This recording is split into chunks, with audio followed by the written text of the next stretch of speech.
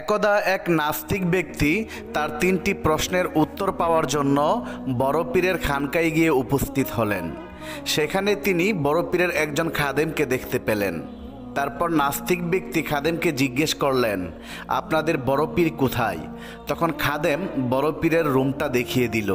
তারপর নাস্তিক ব্যক্তিটি বড় পীরের রুমের মধ্যে প্রবেশ করলেন।